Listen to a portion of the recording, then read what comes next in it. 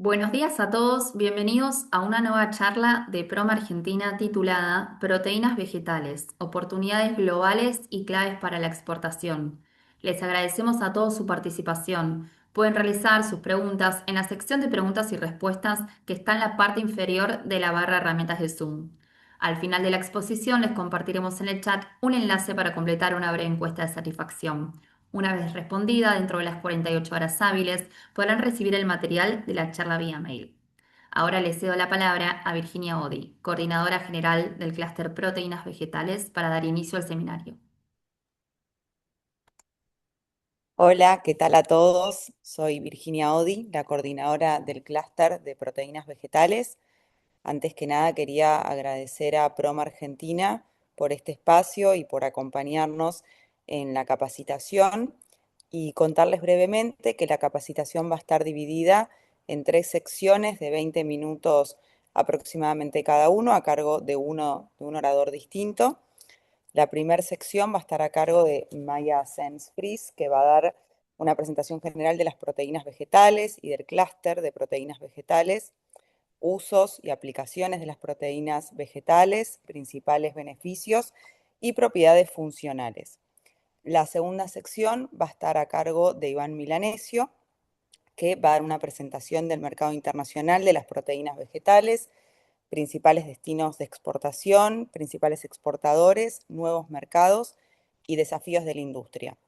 Y la tercera y última sección va a estar a cargo de María Laura Aparicio, que va a dar principales requisitos según mercado, requisitos de tamaño, requisitos físico-químicos, requisitos de color, requisitos de forma, según mercado y tendencias en el consumo. Los 3 oradores forman parte de empresas que conforman el clúster. Y bueno, ahora sí, ya le doy la palabra a Maya Sens-Fries, la primera de las oradoras.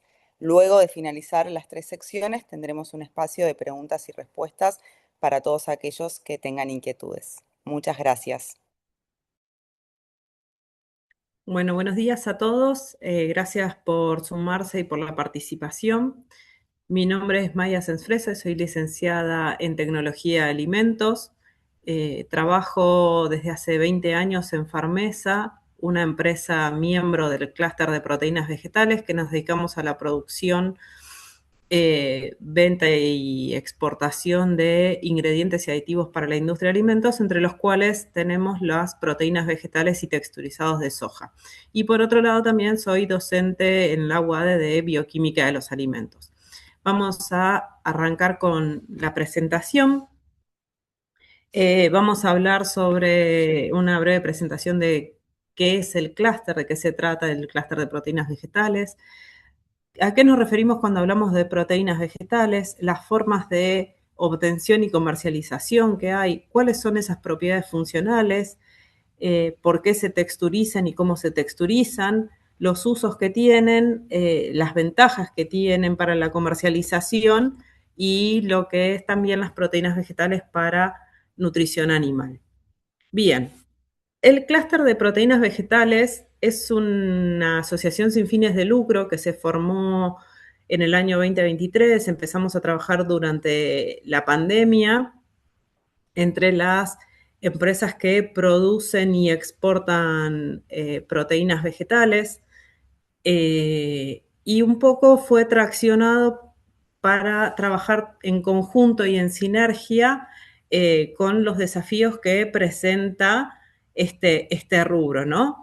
Por un lado, con todo esto de las tendencias que hay con el uso de proteínas vegetales, se vio una oportunidad para dar más valor agregado y lograr nuevos productos, ir trabajando y acompañando con distintas entidades públicas y público-privadas para mantenernos al día en todo lo que son las tendencias, innovación, y qué soluciones se pueden encontrar en el mercado. Trabajamos con el INTA, con el INTI, con CONICET, con Cancillería, con universidades nacionales como la del Litoral y Córdoba.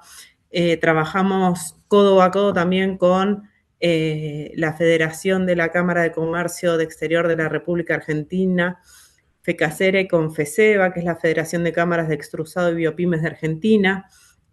Se trabaja en todo lo que es mantener vigente y actualizadas de forma proactiva lo que es la legislación y las necesidades, y también ver y trabajar con todos los desafíos que implica todo el mercado exportador, fletes, posiciones arancelarias. Entonces, trabajamos de forma conjunta en todos esos aspectos. Bien, ¿a qué nos referimos cuando hablamos de proteínas vegetales? La proteína por excelencia más conocida es la proteína de la carne, ¿sí? Pero en los vegetales también hay una muy buena fuente proteica, la cual tiene ventajas que vamos a hablar más adelante. Entonces es aprovechar también con todo este análisis de estudio medioambiental que hay de que las proteínas animales no van a ser suficientes, es una buena oportunidad de mercado para trabajar y mejorar en cuanto a las tecnologías y disponibilidades de esas proteínas. Son proteínas de alto valor agregado, ¿sí? Vienen en distintas formas y presentaciones y hay de distintos orígenes. Como les comentaba, en el clúster la principal proteína que se trabaja es la proteína texturizada de soja, pero se van trabajando en distintas alternativas y buscando más disponibilidad de productos. La soja es la proteína vegetal más usada y difundida en el mundo. Arranca con un 40% más o menos de proteína desde el poroto. Después ya vamos a ir hablando un poquito más en detalle. La arveja está teniendo mucho crecimiento, tiene un 28% de proteína y va teniendo otras ventajas, ¿sí? El lupino tiene un 40% de proteína, se está trabajando mucho. Por ejemplo, una de las empresas que forma parte del clúster, Elementa Foods, se especializan en la producción de productos a partir del lupino. El maní es un producto muy importante, que hay una cámara especialmente. Se está trabajando también en el garbanzo. El trigo es una proteína muy consumida, tiene menos contenido porque tiene un 13% de proteína, disculpen, pero es una de las proteínas más consumidas. Y después hay muchas oportunidades con el poroto mung, que es una proteína cara, y el girasol, que hoy por hoy está subutilizada, pero también tiene sus oportunidades para ir explorando. Bien, ¿de dónde vienen esas proteínas vegetales? Dijimos que las principales que están más difundidas vienen de la soja, ¿sí? Puede ser de soja que sea genéticamente modificada, de soja no genéticamente modificada. Acá en Argentina hay empresas que producen y comercializan sojas no genéticamente modificadas. Eso les abre mercados como el europeo, por ejemplo. También se trabaja con soja orgánica. ¿Y cómo se usa o se produce esa soja? Hay dos grandes ramas, que la industria aceitera es la que consume el mayor volumen con la producción de aceite de soja. Después se separa la cáscara y después se obtiene lo que es la harina de soja desgrasado, que se le llama high pro, que son los principales volúmenes. Mucho de eso se usa para lo que es nutrición animal y otra parte se usa para hacer los texturizados de soja. Dentro de lo que son las empresas que conforman el clúster, hay otras que parten del poroto entero, no de esa harina desgrasada que se extrajo el aceite, y hacen ellos mismos la extracción del aceite de soja, la separación de la cáscara, y obtienen el expeller de soja, donde tienen esa harina desgrasada con un proceso que les da otras características al producto y tienen el proceso completo. A partir de estos productos, lo que se obtiene en general es la harina de soja micronizada, que se la puede texturizar o no, y después se pueden obtener productos como el concentrado de soja o el aislado de soja. También tenemos de otros orígenes como las legumbres, arveja, garbanzo, porotos, de los cuales se pueden obtener harinas micronizadas, harinas precocidas, concentrados y texturizados, dependiendo las necesidades de uso que se vayan viendo. Entendiendo un poquito cuando hablamos de harina, concentrado, aislado, a qué nos estamos refiriendo, eso va muy asociado a lo que es el contenido de proteína que está en el producto y cómo se van obteniendo, ¿sí? Ejemplo, tomamos de ejemplo el poroto de soja, tiene aproximadamente un 35% de proteína, el resto es fibras, hidratos de carbono y el aceite. Una vez que le sacamos ese 20% aproximadamente de aceite, nos queda la harina de soja, que va a tener otra vez la fibra y los hidratos de carbono. Si eso le hacemos un proceso de extracción, podemos obtener un 65% de proteína concentrada y con menos contenido de hidratos de carbono. Si logramos purificarlo más todavía esa proteína, se obtiene lo que es un aislado de soja. Cada uno de estos productos va a tener distintas características y usos. Bien, a esto se le llama fraccionamiento y hay distintos tipos de fraccionamientos, ¿sí? Siguiendo con el ejemplo de partiendo del poroto de soja, con el poroto propiamente dicho podemos obtener lo que sería una leche de soja, un tofu, una salsa de soja, que son productos que se hacen directamente desde el poroto. Si lo desgrasamos, podemos obtener luego una harina más gruesa que si se la muele en una granulometría más fina, obtenemos una harina de soja. Si se le hace una extracción alcohólica, se obtiene el concentrado proteico, ¿sí? Después de hacer un proceso de secado, y si se hace una solubilización alcalina, se logra un aislado. Estos productos van a tener distintas características o funcionalidades. Incluso después que se obtienen esos productos, se pueden seguir haciendo procesos de valor agregado donde se le van a dar otras características y funcionalidades. Bien, ¿para qué se usan estas proteínas vegetales? ¿Por qué son importantes? No se usan en general para consumo directo, sino que son de uso industrial, son parte de los productos que después se van a elaborar en la industria para alimentos, ¿sí?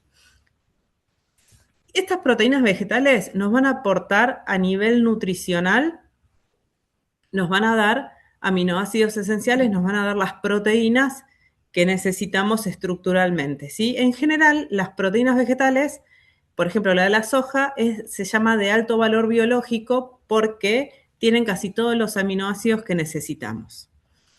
A nivel fisiológico, tenemos que trabajar con los factores antinutricionales, que son los productos que por ahí, si no tiene un tratamiento térmico, esa proteína puede que no la asimilemos como corresponde, y también hay condiciones de que algunas tienen más riesgo de ser alergénicas que otras, entonces puede haber personas a las que tengan reacciones alérgicas. Entonces es importante identificarlas y gestionarlas para asegurar entender esa condición de inocuidad de los productos.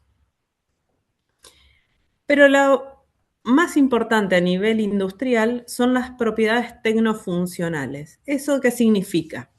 ¿Qué características nos van a dar esas proteínas para lograr determinados productos o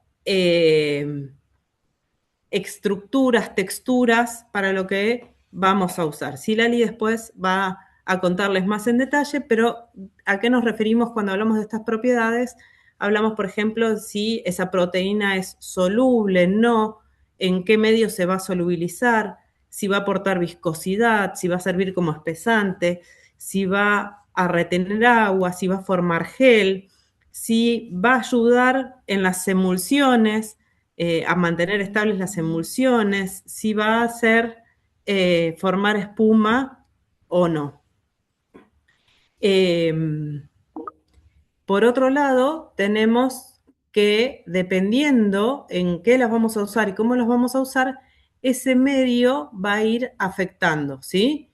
Va a tener incidencia si es una solución salina o no, si hay sal, la actividad acuosa que hay, el pH, la temperatura, si va a estar, es proceso térmico, ¿no? El que va a tener, cómo va pasando el tiempo, la presión, el esfuerzo de corte o en qué concentración, en qué proporción está en el producto.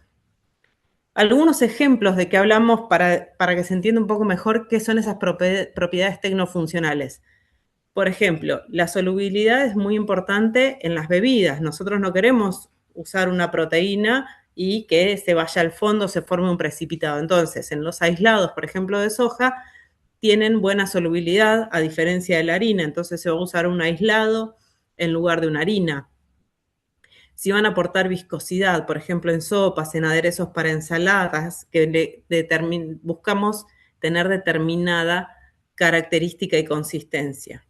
Para la retención de agua, por ejemplo, en tortas, en productos cárnicos, para manejar la jugosidad o la humedad que queremos que logre que quede en el producto, en la emulsificación, por ejemplo, para los productos cárnicos, la gelificación para los productos cárnicos, para lograr esa textura, esa cohesión, esa unión entre las distintas estructuras que forman el alimento, y la capacidad emulsionante que va a hacer que nos permita mantener unido lo que sería la fase aceitosa, la fase grasa con la fase acuosa para dar estabilidad y que eso no se termine separando y colapsando. Por ejemplo, en cremas, helados, hay estos usos. Bien, yo les nombré en un momento que nosotros, la mayoría de las empresas, nos especializamos en texturizado de soja. ¿Qué es el texturizado de soja? Es un producto que tiene un alto contenido proteico, alrededor del 50%. Vamos a tener determinadas características nutricionales y funcionales que se obtiene por extrusión. ¿Qué es la extrusión? Por extrusión se obtienen, por ejemplo, para que ubiquen los fideos de paquete, los cereales de desayuno, ¿sí? Es un proceso donde la harina entra en un equipo. Ahora vamos a ver un videíto. Entra en el equipo y se somete a mucho trabajo mecánico, presión, temperatura, humedad, y al entrar al ambiente expande y genera un efecto flash donde las proteínas se alinean de forma tal que forman como una fibra y parece la textura de la carne. Entonces, al obtener estos productos, se pueden usar ahí vamos a ver el videito de extrusión, se pueden usar en distintos productos como sustituto parcial o total en productos cárnicos, entre otros. Vamos a ver el video. No sé por qué, no sé, ahí está. Bien. ¿No me deja ver el video? No me deja ver el video. Bueno, esta es una extrusora, ¿sí? Acá entra el polvo, la harina, se inyecta agua, vapor, empieza el proceso de extrusión y por acá sale el producto amasado, cocido y genera esa expansión a través de unos tornillos que pasa por esta matriz.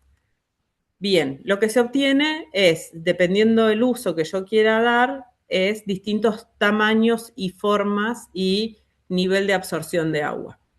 Se usan, por ejemplo, en los medallones de carne o pollo, en productos cárnicos como las salchichas, en relleno de pastas o empanadas. Se puede usar, por ejemplo, hacer una boloñesa reemplazando la carne por texturizado de soja. Puede haber comidas instantáneas deshidratadas. como les comentaba, reemplazo en productos para veganos, vegetarianos, que sería un reemplazo total en esos casos, o barras de cereales de alto contenido proteico o distintas preparaciones. Este producto, cuando se hace el proceso de extrusión, se seca y tiene una vida útil de 24 meses.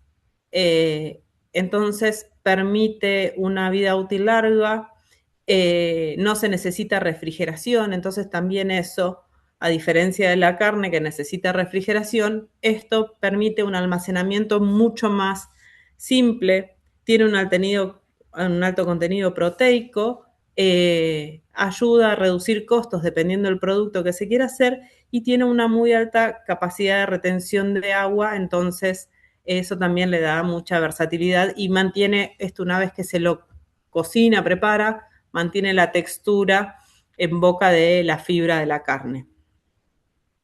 Bien, con respecto a los concentrados proteicos en polvo antes de la texturación, del texturizado, nos van a ayudar a retener lo que es agua en el producto, van a tener la capacidad de formar gel y dar estructura, permiten emulsionar grasas, permite la reducción de costos y permite dar más firmeza a los productos. Entre otras aplicaciones, más allá de los cárnicos, puede ser en lácteos, bebidas, snacks o los productos plant-based, como veníamos conversando, que Lali se va a explayar un poquito más. Otro de los usos que tiene la harina de soja y los productos de las proteínas vegetales es como complemento en la dieta de los animales. Al tener proteínas de alto valor biológico, son muy importantes en todo lo que es la nutrición animal y el engorde, principalmente lo que es la lisina, ¿sí? Se usa en tambos, para carne, para pollos, distintos tipos de animales a los que se les usa como insumo para la producción. Bien, muchas gracias a todos. Ahora pasamos a Lali. No, a Iván, perdón. Hola, buen día, ¿cómo están? Bueno, en principio, gracias por convocarme a esta capacitación. Felicitaciones, Maya, por la presentación. Me hubiera encantado tener esta capacitación antes de empezar en este rubro, pero bueno, como no fue así, vamos a intentar ayudar a la gente que viene atrás. Soy Iván Milanesio, gerente comercial de América Pampa. Somos una empresa que nace del agro, con la siembra y producción agropecuaria. Y desde ahí tomamos un poquito lo que es la esencia de nuestra empresa, que es diversificar a través de la materia prima. Yo hice dos presentaciones. Una es la que van a ver, con gráficos, ranking, estadísticas y demás. Y otra, más dinámica, que se basa en contarles el camino que hicimos nosotros. Yo cuando escucho capacitadores, me encanta, aprendo mucho mejor de las experiencias, de la trayectoria, y que me cuenten cómo la hicieron, y no tanto un número, que nos muestra un número que tal vez sea difícil asociarlo a cada etapa que esté uno, ¿no? Así que bueno, les empiezo contando lo que fue la trayectoria nuestra, cómo lo hicimos en el mercado de proteínas vegetales. Hace aproximadamente 16 años, yo ya tenía mi empresa que se llama Alimentar, donde comercializaba principalmente legumbres. Yo había vivido mucho tiempo en América, así que conocía esta ciudad.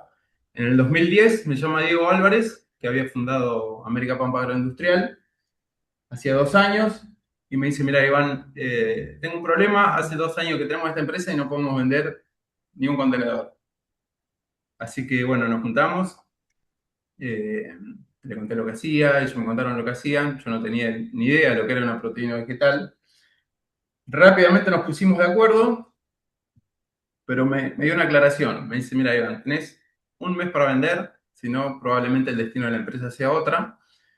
Ya hemos pasado por muchas personas, hemos pasado por empresas que nos han hecho firmar acuerdos de representación que terminaron siendo una simple estafa porque no nos vendieron nada. Así que me dice, tenés un mes para vender, si no vendés, probablemente el destino de la empresa sea otro. Bueno, rápidamente me encantó el propósito, no solo porque la empresa era de América, sino porque yo recién estaba arrancando con 24 años y tenía una energía, un hambre de gloria bárbara.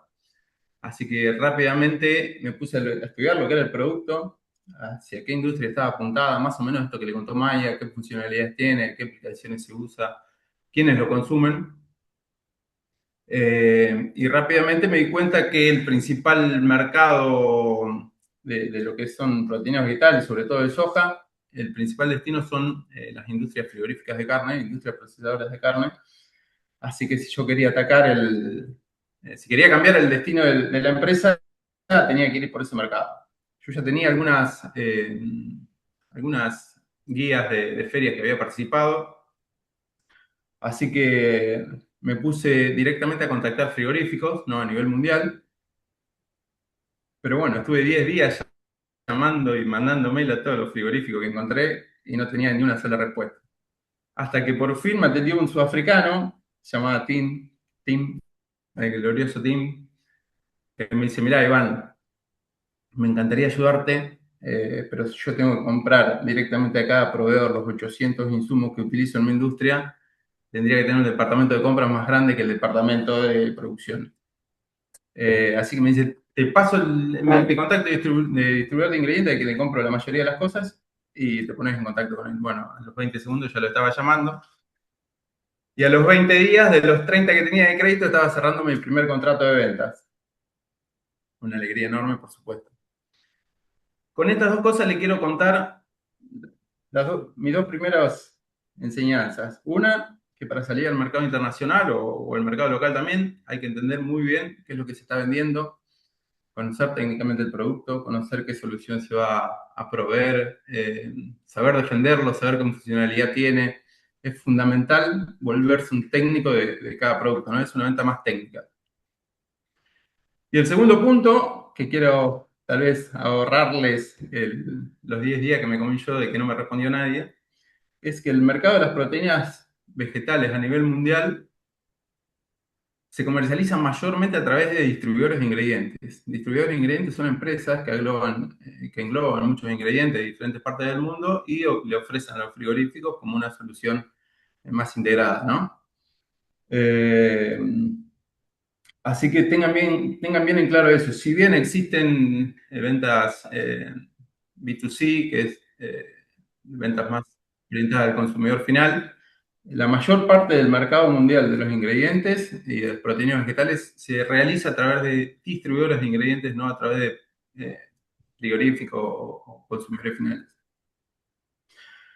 Bueno, con este modelo tuvimos un éxito buenísimo, desarrollamos muchísimos distribuidores a nivel mundial, en casi todos los continentes, hasta que, pasado 4 o 5 años, como que la oferta de proteínas vegetales creció más rápido que la demanda, ¿no? Se habían sumado ya varias empresas, sobre todo Argentina. Nosotros habíamos pasado de una línea de producción a 4, nos estaba yendo súper bien, y después entró como una especie de comoditización de lo que es, sobre todo el texturizado de soja.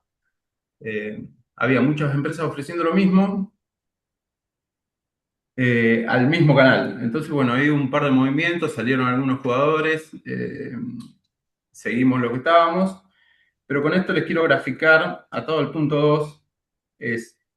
Ustedes imagínense que si el mercado mundial se comercializa a través de distribuidores de ingredientes, imagínense cuántos distribuidores de ingredientes hay por país.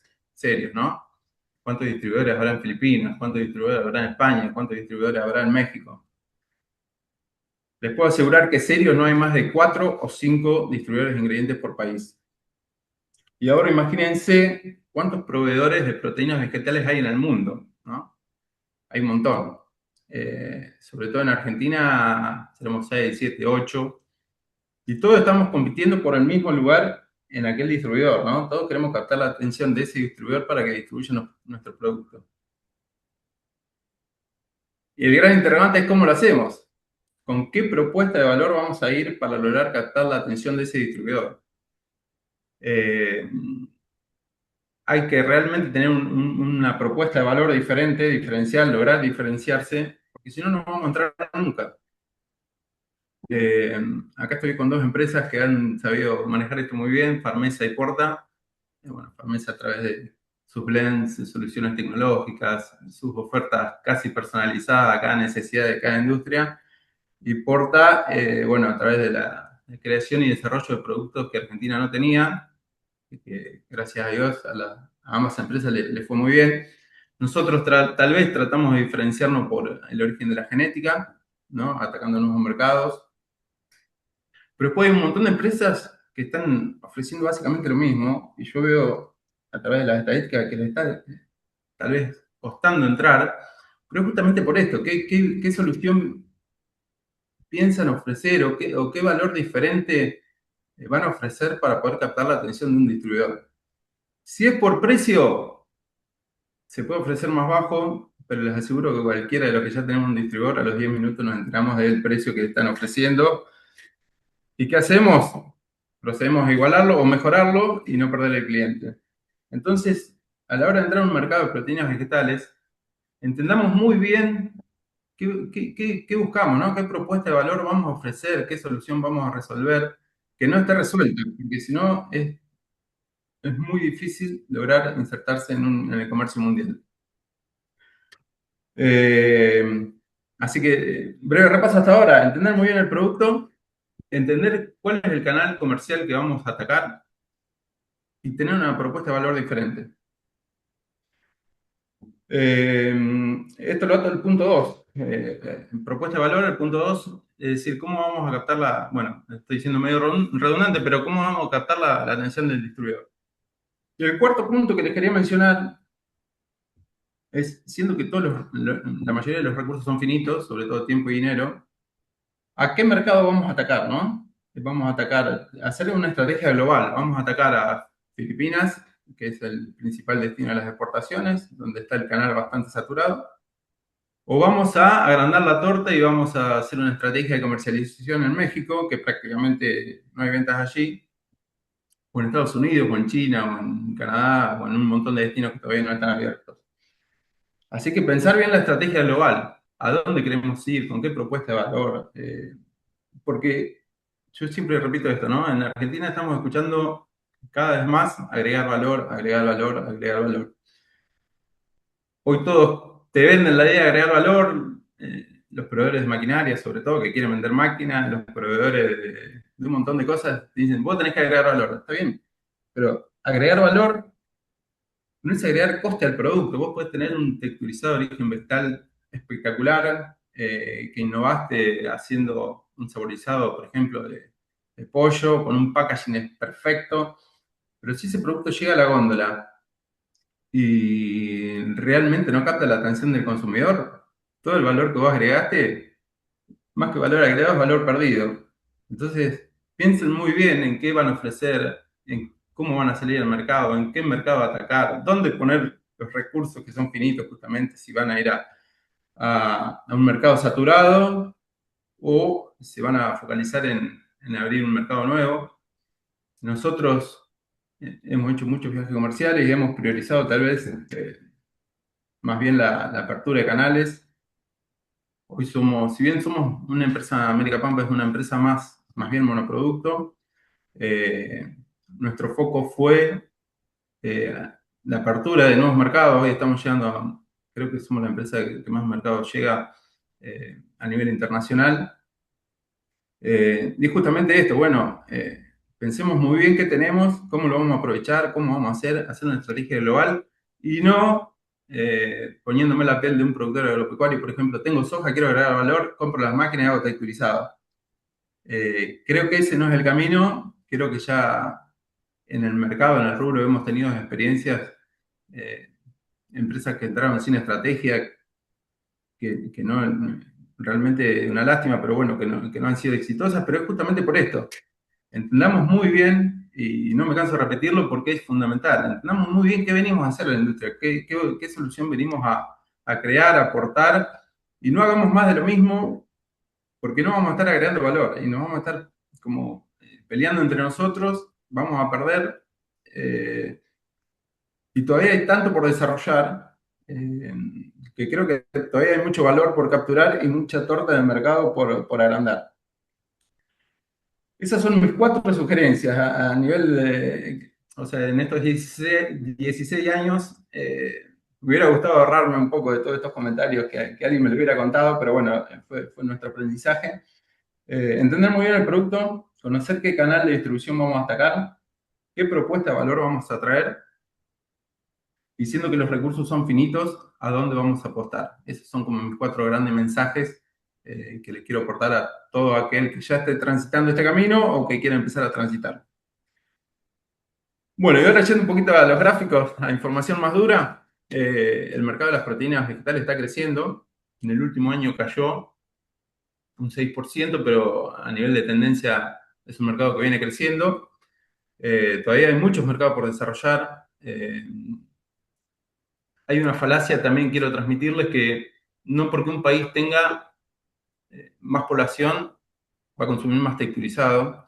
El consumo de proteínas vegetales y de texturizado va más por las costumbres de consumo de cada sociedad que por el nivel de población. A nosotros nos pasó que fuimos a mercados como Indonesia, mercados como Tailandia, mercados como Vietnam, tienen gran cantidad de población, pero no tienen consumos asociados a lo que son las proteínas vegetales, eh, como Filipinas, por ejemplo. Si bien son países muy cercanos, uno viene más de una herencia española y otros más de herencias de diferentes culturas, que no les lleva a tener un mercado grande texturizado, ¿sí? Entonces, por ejemplo, Filipinas tiene 90 millones y es el principal destino, e Indonesia tiene 300 millones y casi no se exporta. Entonces tengamos claro ese concepto también. Hay algunas buenas noticias, por suerte, la firma del acuerdo Mercosur-Unión Europea, que nos va a permitir bajar los aranceles alrededor de un 13% por año, hasta el 2030, que vamos a lograr un arancel cero de importación. Eso nos va a dar una herramienta competitiva importantísima, porque hay muchos proveedores de proteínas vegetales europeos, y nosotros hoy estamos ingresando con un 12% de desventaja.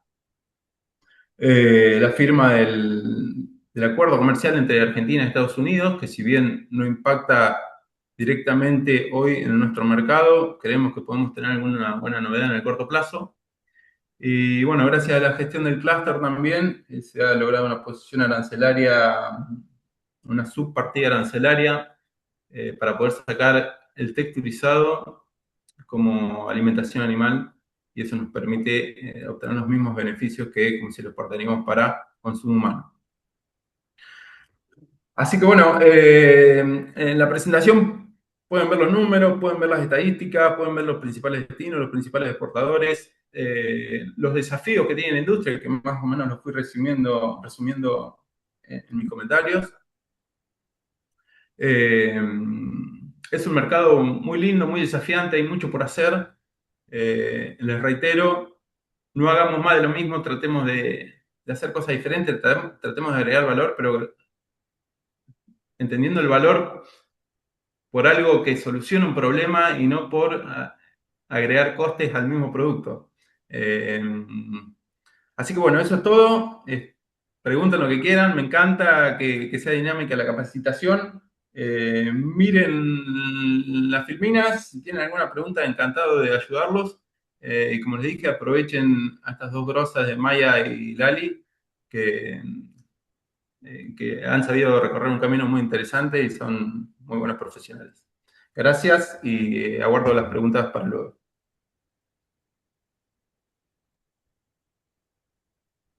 Bueno, muy buenos días. Muchas gracias a PROMA Argentina por la invitación nuevamente, al clúster por haberme convocado a estar hoy aquí, a mis compañeros, a May y a Iván por las excelentes presentaciones también. Me queda poco para decir, fue un lujo escucharlos. Creo que pudieron plasmar todo lo que queríamos comunicar. Por ahí voy a ir a focalizar en algunos otros aspectos, complementar un poco lo que ellos han comentado.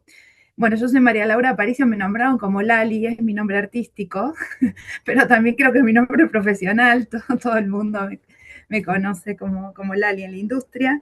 Soy ingeniera con muchos años de experiencia en el área de alimentos, eh, con la aplicación de ingredientes aditivos en la industria de alimentos y he pasado muchos años trabajando, y es donde está mi mayor expertise, en la industria cárnica. Además, soy docente en la carrera de Ingeniería en Alimentos de la UNSAM, doy el módulo cárnico en el Máster MITA y participo activamente como docente también en la plataforma AgroGlobal. Me encanta mucho la docencia, estoy trabajando desde hace un tiempo ya, desde que Porta Hermanos comenzó con el desarrollo de las proteínas de soja en Argentina, con el proyecto de proteínas de soja. Porta es una empresa argentina con más de 140 años en el mercado, que tiene una gran cantidad de productos de consumo masivo, pero en el año 2020 hemos empezado el desarrollo y la fabricación de proteínas concentradas de soja en Argentina, eh, y proteína texturizada a partir de harina. Un gran orgullo, un proyecto muy lindo. Iván mencionó algo de esto. Yo me enamoré del proyecto porque es la manera de darle valor agregado al campo. Nosotros tenemos una gran cantidad de soja, somos grandes exportadores del poroto de soja, pero poroto, eh, aceite, harina, pero no habíamos dado un paso más. En la industria se utiliza mucha proteína de soja, especialmente en la industria cárnica, proteína concentrada y aislada de soja, y hasta que Porta incursionó en el mercado, toda esa proteína era importada. Y la realidad es que logramos hacer un muy lindo desarrollo sustituyendo importaciones en Argentina y dándole valor agregado al campo, especialmente a la soja. Porta trabaja desde siempre dándole valor agregado al maíz. Ahora comenzamos con soja, hicimos algún desarrollo con arvejas y hoy estamos trabajando también con maní.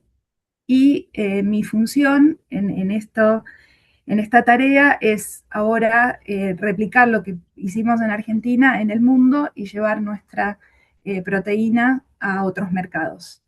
Y bueno, sobre eso les quiero contar. Vamos a ver aplicaciones de las proteínas vegetales, cómo elegir la proteína correcta para cada aplicación, requerimientos físico-químicos, de color, de sabor, presentaciones, tamaños y formas, funcionalidades, que Maya habló bastante también, y tendencias del mercado y aspectos económicos. Si bien la proteína de soja es lo más desarrollado, es donde el área donde estoy trabajando, la realidad es que en el clúster tocamos todo tipo de proteínas, ¿no? Vegetales, y me gustaría en la presentación tener la amplitud necesaria para que ninguna proteína quede afuera. Si bien la soja es la más conocida, la de mayor aplicación en Argentina y en el mundo, estas nuevas han surgido en estos años, nuevas proteínas vegetales, y la verdad que son una alternativa muy interesante y una necesidad que se vio que el mercado estaba teniendo, especialmente cuando se habla de productos nutricionales que tengan algún tipo de característica nutricional diferencial, y en aquellos productos tal vez que puedan ser alternativas a la carne, para los grupos vegetarianos, veganos, bueno, ese tipo de sectores. Bueno, si hablamos de proteínas vegetales en el mercado food de alimentación humana, sin duda, como ya lo hemos repetido en más de una oportunidad, la industria cárnica es la que más proteína consume, tanto texturizada como proteínas en polvo funcionales. Vamos a ver un poquito más adelante cómo se usa cada una, pero les puedo nombrar que están presentes las proteínas de soja en jamones, salchichas, mortadelas, chorizos, nuggets, medallones de carne, pollo, pescado, o sea, en una gran cantidad de productos cárnicos. En la industria cárnica, principalmente, el uso no va tanto en el foco a tener una proteína de alta calidad nutricional, si bien la proteína de soja es una proteína de muy alta calidad nutricional, la de mayor calidad nutricional dentro de las proteínas vegetales, sin dudas, no es ese el principal propósito por el que la industria lo usa, sino más bien reemplazar la carne por un tema de costos, poder lograr tener una oferta de productos en el mercado mucho más extensa que la que se puede tener con productos muy cárnicos. En términos de costos, se pueden lograr productos muy, muy buenos mezclando carne con proteínas vegetales, principalmente soja, pero en algunos otros mercados ya se está trabajando también con otras proteínas vegetales y lograr alternativas que tengan un perfil organoléptico y, agrego, una excelente nutrición a partir del uso de proteínas vegetales. Y por supuesto, esa reducción de costos que les decía, que era el principal objetivo del uso en la industria cárnica. Pero en los últimos años ha surgido la posibilidad de trabajar con análogos cárnicos para grupos veganos, vegetarianos, lograr hacer productos que tengan la textura, que tengan el sabor, el color, todas las características del producto cárnico que se quiere copiar, con sus mismas características. Y esto se logra a través del uso de proteínas vegetales. Hay una gran extensión de desarrollos, principalmente también con proteína de trigo, proteína de arveja, proteína de soja, y realmente con unos excelentes resultados en términos de poder emular a ese producto cárnico que se quiere copiar, digamos. Después, tenemos posibilidad de trabajar proteínas en panificación, pastas secas o pastas frescas, con adición de proteína. En este caso, lo que se busca, sí, es más fortificar o aumentar la cantidad de proteína de una pasta, y entonces se busca una proteína vegetal para estos casos. Ya tenemos en el mercado pastas fortificadas con proteínas que no son proteína de trigo, que es la proteína a partir de la cual se hacen la gran mayoría de las pastas. Y la proteína concentrada de soja, la proteína aislada de soja u otras proteínas concentradas aisladas son un excelente recurso para adicionar proteína a las pastas. Por otro lado también, si pensamos en pastas rellenas o productos como empanadas, donde se utilizan las proteínas cárnicas normalmente, también podemos trabajar con análogos cárnicos para estos rellenos y aportar entonces rellenos vegetales con textura, la misma textura de los rellenos cárnicos. Podemos trabajar con proteínas texturizadas principalmente en comidas instantáneas deshidratadas, que al colocarlas en agua logramos unas texturas y un perfil organoléptico que realmente emula a un producto recién preparado y cocido en agua, y tiene la gran ventaja, como decía May hace un ratito, de poder tener comidas de una larga vida útil y quizás poder transportarlas sin cadena de frío y tener una opción nutricional realmente muy, muy, muy buena. Pasamos a la próxima, May.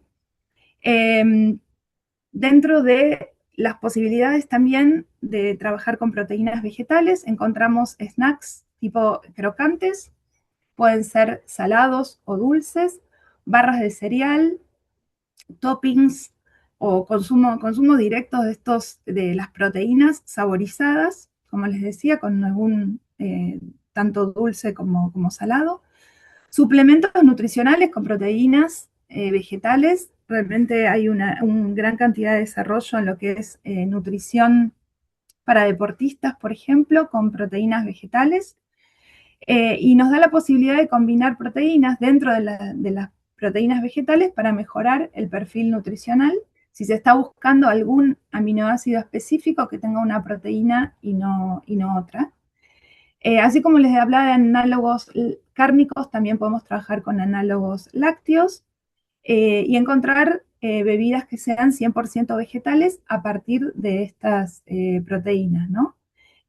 Pueden ser análogos lácteos que quieran copiar al lácteo, digamos, característico de esa línea, o un perfil totalmente distinto como una bebida vegetal con un sabor, con una textura distinta a la láctea, pero que también se convierte en una muy buena opción hoy para consumidores que no quieren consumir proteína animal.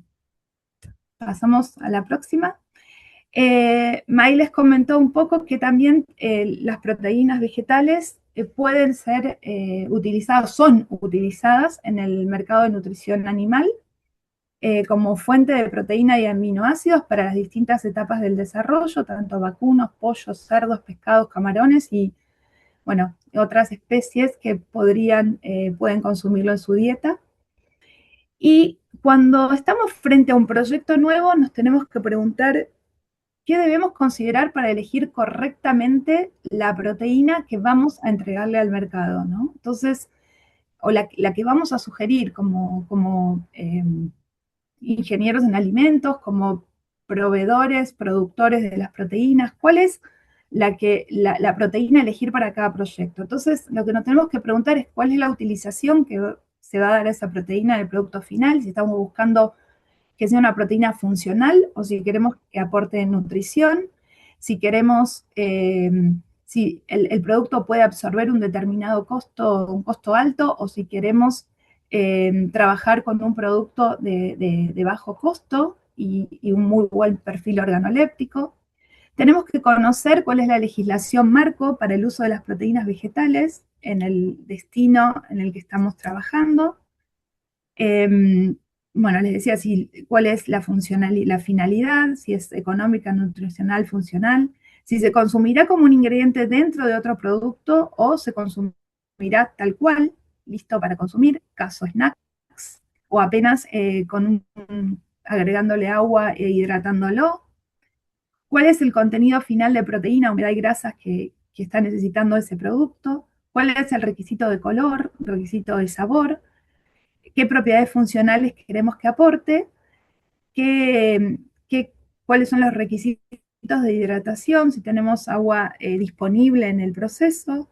Y, bueno, ¿cuál es la norma alimentaria específica que tiene que ver con la legislación marco para el uso de proteínas vegetales, pero también cuál es la norma alimentaria específica para el producto en el que se quiere utilizar, cómo se va a rotular y si la proteína vegetal está autorizada o no, y qué proteína vegetal para ese producto que quiero elaborar y de la forma en que lo quiero rotular. Y eso es específico de cada legislación.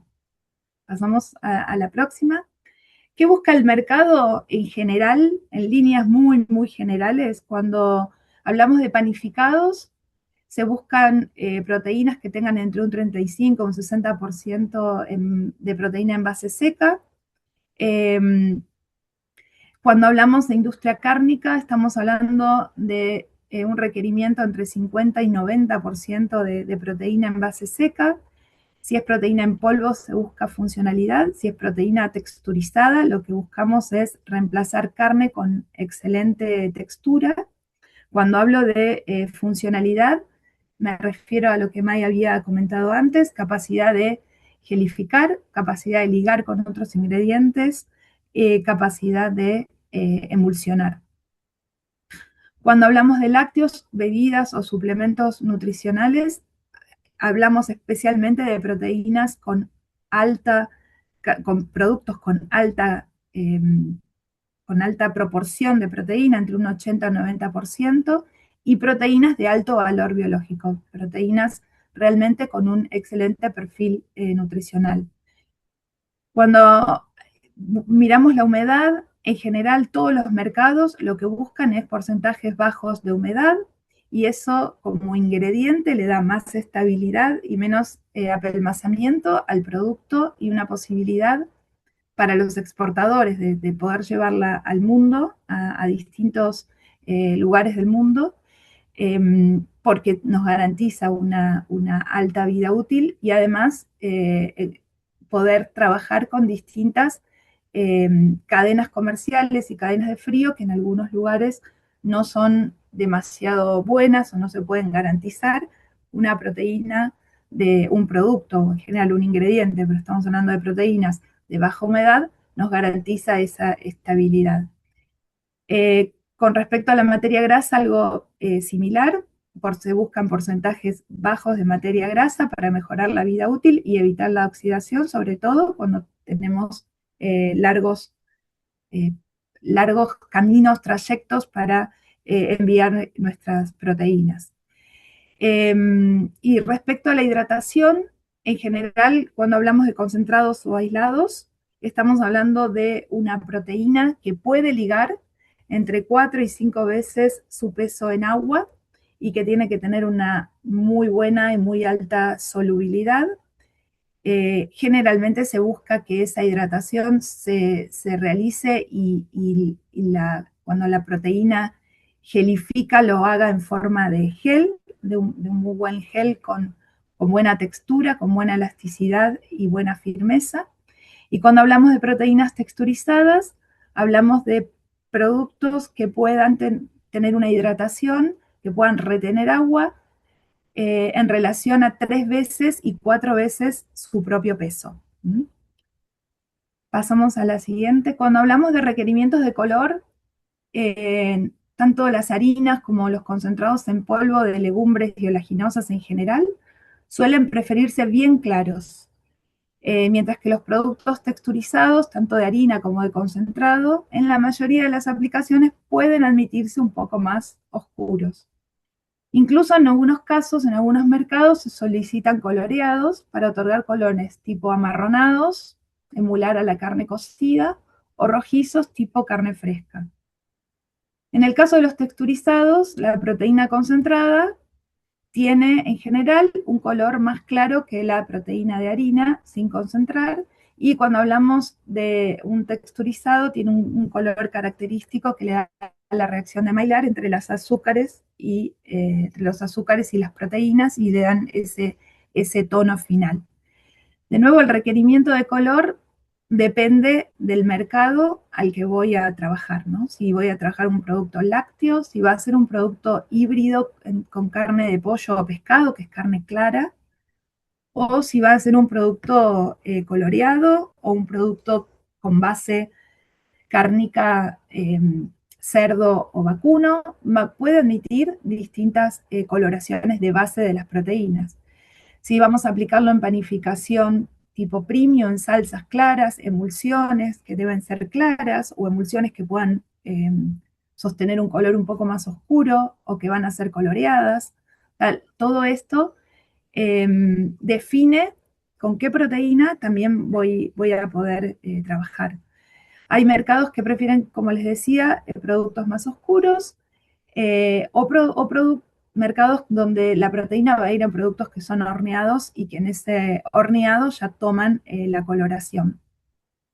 Ahí hay algunas muestras de posibles colores que la industria hoy utiliza. Texturizado, por ejemplo, el de arriba a la izquierda, que puede usarse como reemplazo de carne de pollo por su color claro.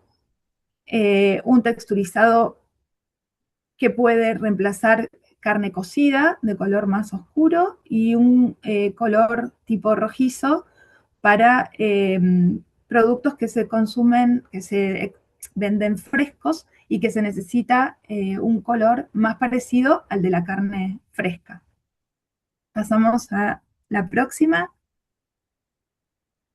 En cuanto a requerimientos de sabor, ya hablamos de muchas industrias diferentes y la verdad que en todos los casos lo que vamos a querer buscar con las proteínas es que sea lo más neutro posible, que no impongan ningún sabor vegetal demasiado marcado para tener la posibilidad de trabajar con el perfil de sabores que requiero, que necesito en el producto final y sin tener que trabajar demasiado en enmascarar la proteína. Todos los elaboradores de proteínas buscamos la mayor neutralidad posible en el sabor y para eso se trabaja mucho en el proceso de fabricación para poder lograrlo. y si no, trabajar con empresas fabricantes de saborizantes, especias, para trabajar en enmascarar esos sabores y darle el perfil objetivo que estamos buscando. Es muy importante en todo esto tener presente cuál es la calidad del agua de proceso con la que se va a trabajar y que ese agua no impacte negativamente en el producto final. Esto pasa con todos los productos, con todos los alimentos en general, pero también como el agua se utiliza mucho junto con las proteínas vegetales, que es muy bueno hacer la prueba de los sabores también con el agua aplicada, o sea, en geles y en proteína texturizada hidratada, y ver cuál es el perfil una vez que el producto ya estuvo también en contacto con el agua, no solo en el polvo, no solo en el texturizado seco. Pasamos a la próxima. Debemos evitar esas notas amargas vegetales, un retrogusto, una textura que sea muy arenosa en un producto diluido, astringente o notas terrosas. Y hay muchas opciones de enmascaramiento. En general, el amargor de la proteína de soja se puede disminuir con sal, por eso la industria cárnica, que utiliza mucha sal, también utiliza proteína de soja, y la verdad que los sabores son muy compatibles. Y por ejemplo, un ejemplo en el que estamos trabajando ahora en proteína de maní, que se logra enmascarar notas amargas que por ahí tiene la proteína si se prueba sola, cuando se mezclan con saborizantes como chocolate, vainilla o caramelo. Pasamos a la próxima. En cuanto a presentaciones, tamaños y formas, bueno, de los polvos, lo que se busca siempre es que tengan el menor tamaño de partícula posible, en el orden de los micrones.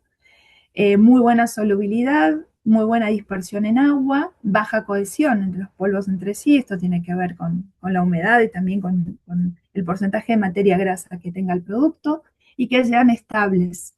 Y los texturizados, hay una gran cantidad de posibilidades. May les mostró el extrusor, el equipo con el que se fabrica, y según cuál sea la boquilla de salida a través de la cual se hace pasar a la masa que da origen al texturizado, sea texturizado de harina o texturizado de concentrado o de aislado de alguna proteína.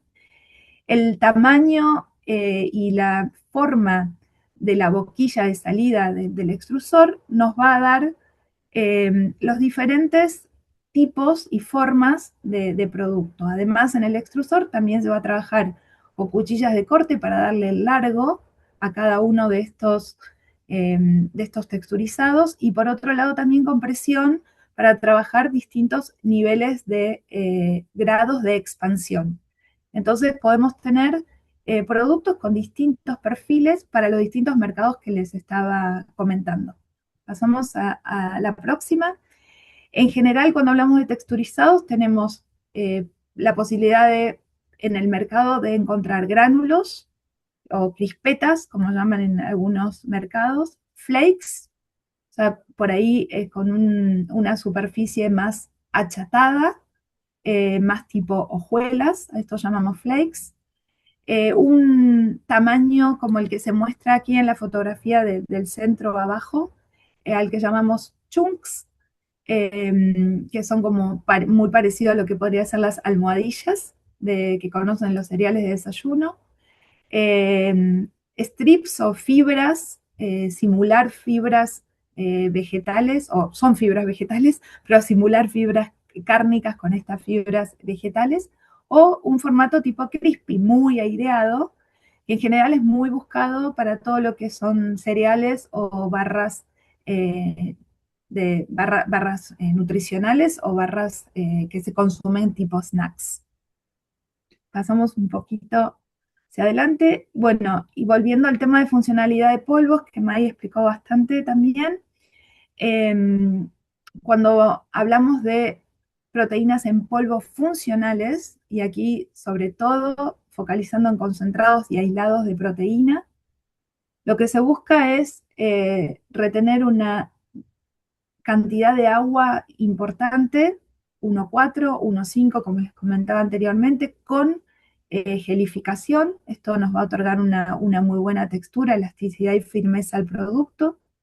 Que tengan capacidad de emulsionar grasas, que esa hidratación sea una hidratación rápida, con buena dispersión.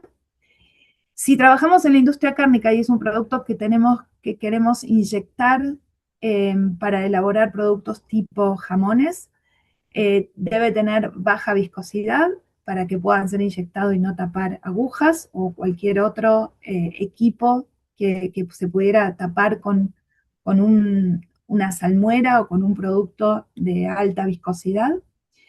Y por supuesto, también todo esto nos debe otorgar una alta calidad nutricional, una buena textura, pero en general, como les decía, también con una adecuada ecuación económica, ¿no? Con un costo adecuado al producto que quiero desarrollar. Eso es clave también para la expansión.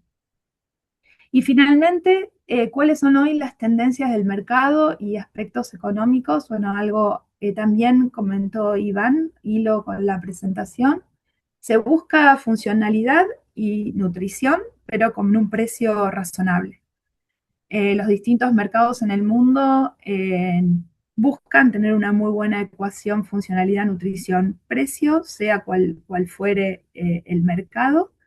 El objetivo es desarrollar muy buenos productos, pero con un costo accesible para toda la población.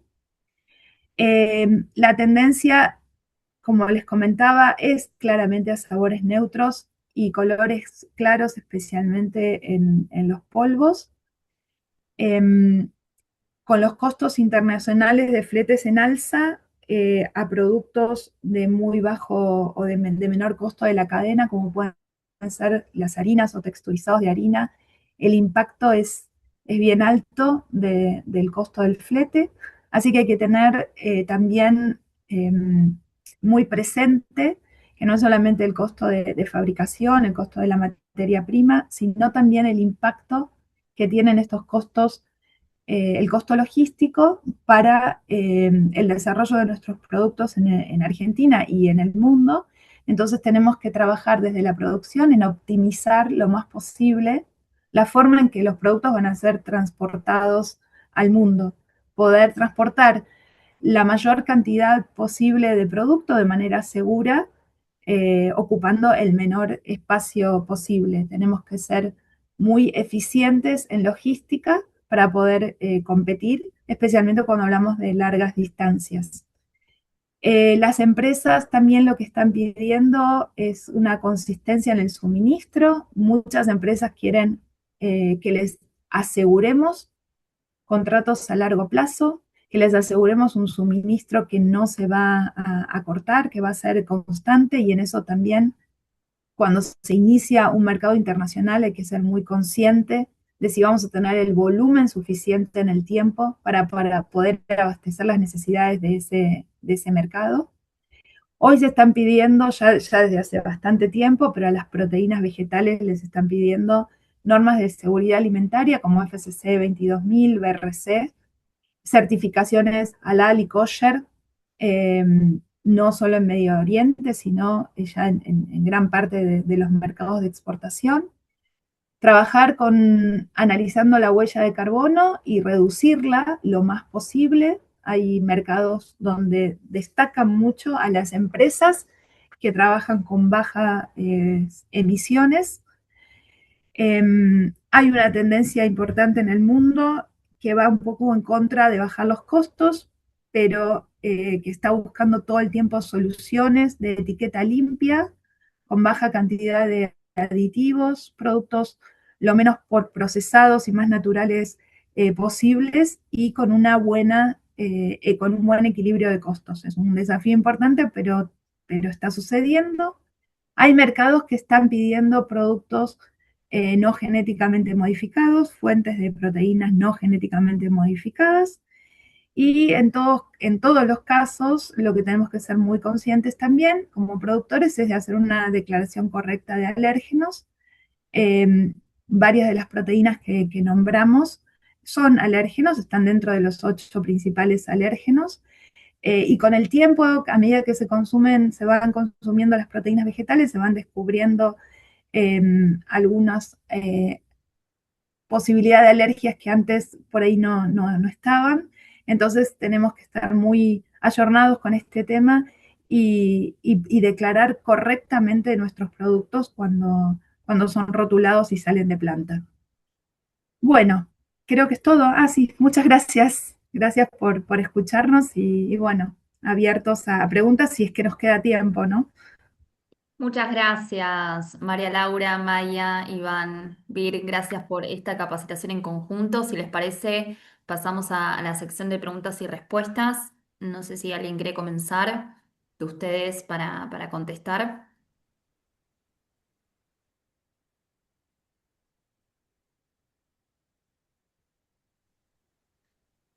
Puedo empezar con la primera que dice en cuanto a la calidad biológica. Daniel preguntó, ¿no? En cuanto a la calidad biológica de la proteína de soja respecto de la cárnica, eh, ahí lo primero que se me ocurre es sugerirle que lea Daniel y bueno, y todos los presentes, un trabajo muy bueno que hicimos, que hizo en realidad el CONICET, el que trabajamos en conjunto con el clúster, la doctora Ana Pilosov, que tenemos el honor de que estén en la audiencia, la vi, y el doctor Fernando Velesi del CONICET.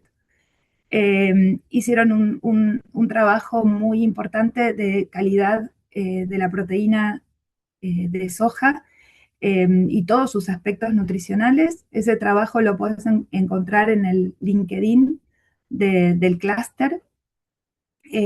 Buscarnos por ahí, si no, obviamente se los podemos mandar a quienes los necesita, lo pueden pedir a Virginia y ella se los envía sin problemas. Pero claramente la conclusión a la pregunta es que la calidad biológica de la proteína de soja respecto de la cárnica realmente es muy buena. La proteína de soja es una proteína de alto valor biológico, tiene todos los aminoácidos esenciales y son digeribles.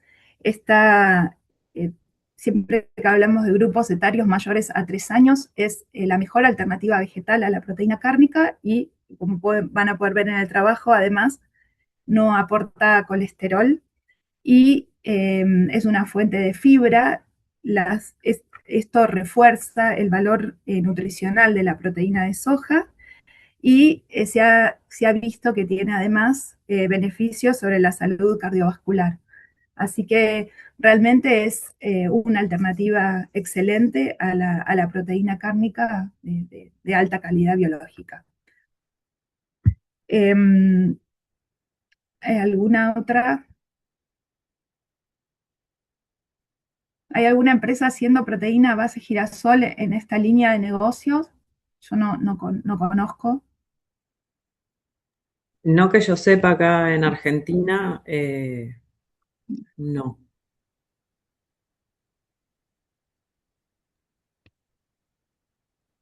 No todavía, Bueno, sé que hay proyectos de desarrollo, pero no, todavía no están en el mercado. ok. Respecto de la calidad sanitaria de los lácteos, respecto del agregado de proteínas vegetales en los mismos, esa era una pregunta para mí. No sé exactamente a qué te estás refiriendo, pero realmente lo que diría es que hay que buscar en la legislación particular de cada país a ver si es realmente posible utilizar las proteínas vegetales y están autorizadas dentro de la industria láctea, ¿no? Combinando con la industria láctea. No sé si a eso va la pregunta o algún otro. Ah, ok. Sí, hay que siempre mirar la legislación, ¿no? A ver si es posible. En muchos mercados es posible hacer análogos lácteos, hay que ver cómo se presentan. Obviamente no se van a poder llamar en muchos destinos leche vegetal, sino bebida a base de o algo similar. pero bueno, siempre hay que revisar la legislación y dónde estamos parados, ¿no? Bien, con respecto a la otra pregunta del rango de micronización se maneja Ah, comercialmente. ¿Hay algún diferencial si se logra estar abajo de 50 micrones, ya sea en alguna aplicación en especial o comercialmente? Dependiendo de cada proceso va a ser el micronaje que se logra o no. La diferencia en el tamaño de partícula puede llegar a tener incidencia en lo que es la viscosidad, solubilización. Entonces, dependiendo del uso que se quiera dar al producto, es si va a ser viable o no. Y, por ejemplo, como decía Lali, para todo lo que es inyección, en general se usan eh, micronajes más finos para que no tapen las inyectoras, pero también es importante que ese micronaje más fino no aumente la viscosidad, porque al ser la partícula más chica, es más fácil que quede en suspensión, entonces eso hace que por ahí aumente la viscosidad. Entonces, lo que termina haciendo muchas veces, por eso lo que marcaba Lali de entender bien cuál es el uso y las características que se necesitan, verlas bien con el proveedor, el que va a suministrar el insumo, para entender si va a cumplir o no con esa función, porque que sirva para una cosa no significa que es el producto ideal para otra, y por ahí hay alternativas o modificaciones que se pueden hacer para cumplir con esas necesidades. Iván, me parece que la que nos queda es para vos, de Sí. quiénes son los actuales Bueno, competidores de Juan me Argentina. está preguntando quiénes son los actuales competidores hoy de Argentina y cuál sería nuestra ventaja competitiva.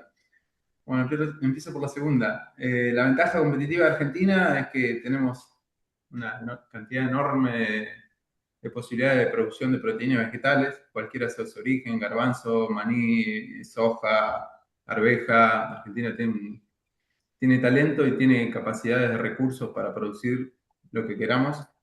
Estamos relativamente cerca del puerto, tenemos ventajas logísticas. Tenemos una ventaja también, tal vez un intangible, de que sea de origen de argentino, un producto de origen vegetal, está muy bien valorado. Eh, Otra ventaja que creo que somos uno de los principales, sacando China, que tiene sus limitaciones en cuanto a imagen, creo que Argentina está muy bien parado como proveedor de proteínas vegetales. Así que ventajas competitivas tenemos muchas. Eh, Tal vez tendríamos que eficientizar un poco lo que es el costo de producción y costos logísticos, que estamos realmente caros a nivel mundial, pero a nivel producción y potencial tenemos, creo que la mejor ecuación a nivel mundial. Y competidores, si te referís a proteínas de soja, bueno, están mis dos colegas, Farmesa y Porta, que son hoy líderes en el mercado. Tenés a Galpro de Rosario, tenés a Valorada de Córdoba, alguna empresa nueva de Entre Ríos, alguna empresa de Buenos Aires, y estamos nosotros desde América. Seremos 8 o 9 empresas. En la Filmina lo vas a ver, está detallado como principales exportadores. No sé si te respondí la pregunta, cualquier cosa me avisa. Y Ana pregunta, Iván sugirió no hacer más de lo mismo. En el caso de la soja no existe una limitación en el país en cuanto a conseguir fuentes de proteína concentrada aislada más adecuadas para mejorar los derivados y cómo se podría superar. Eh, bueno, creo que dejé claro mi opinión al menos de lo que es hacer más de lo mismo, que termina siendo un ratio de perder-perder. Y no hacer más de lo mismo, hay un montón para hacer, no solo dentro de las hojas, sino dentro de todo el abanico de las proteínas vegetales.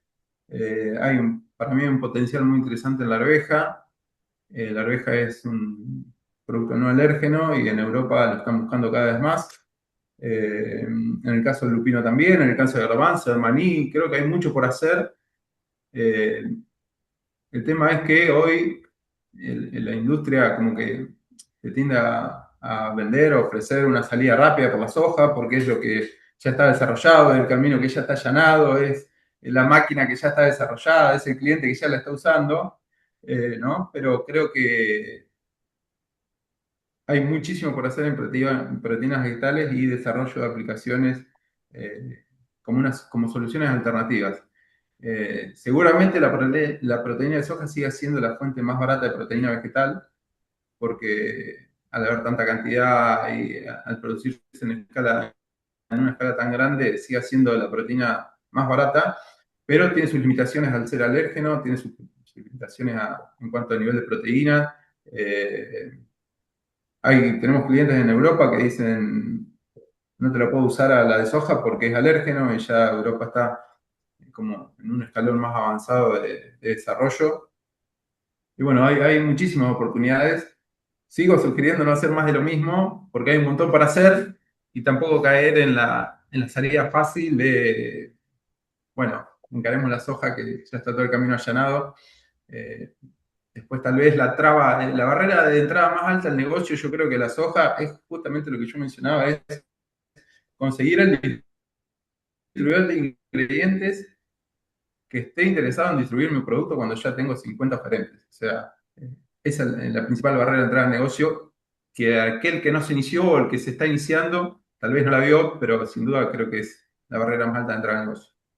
Me gustaría complementar con algo lo que está diciendo Iván, es que desde el clúster, por ejemplo, una de las iniciativas que se han tomado y trabajado es, nosotros vemos que hay eh, un hueco en la legislación en cuanto, y se estuvo trabajando con SENASA también, en lo que es la caracterización de las proteínas vegetales más allá de las proteínas de soja, ¿no? De los concentrados, aislados.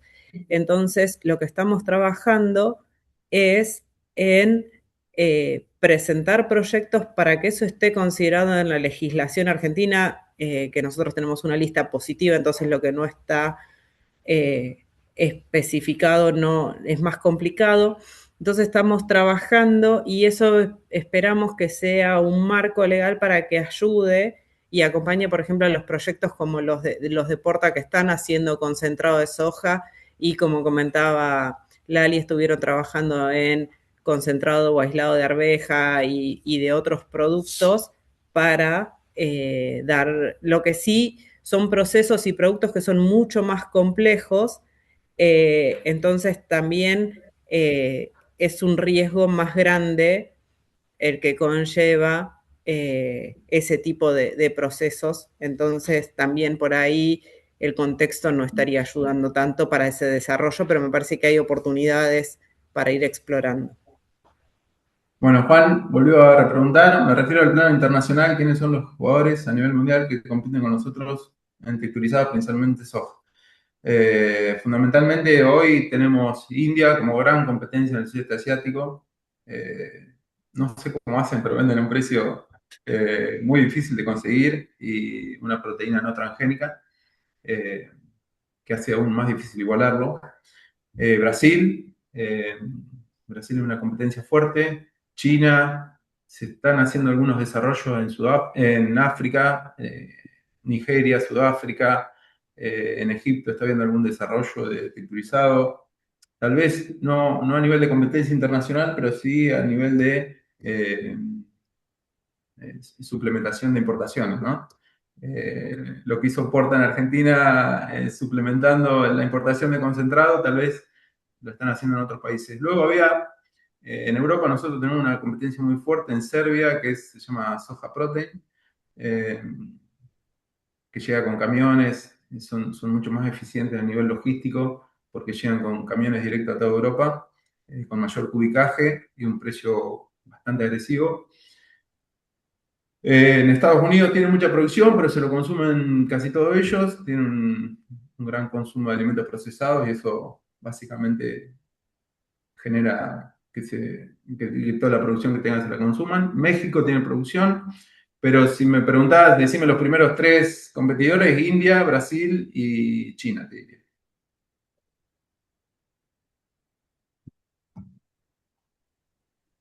Creo que no hay más preguntas. Estoy revisando por las dudas. Igualmente en la presentación vamos a enviarla a través del link de encuesta y cualquier inquietud pueden volver a contactarse con los disertantes del día de hoy. Si no hay más consultas, les cedo la palabra a ustedes para que puedan cerrar el seminario y también les agradezco por el trabajo en conjunto. Muy buena presentación, muy interesante y muy completa y gracias a todos por estar también del otro lado una vez más. Bueno, muchas gracias a todos por el interés y por haber participado. Interesantes las preguntas y es un canal que para mí es muy bueno que esté abierto y para mí es importante poder difundir y que se entienda más qué son los productos, a qué mercado llegamos, cómo para darle un poco más de relevancia, digamos, y conocimiento. Entonces, nada, gracias por el espacio.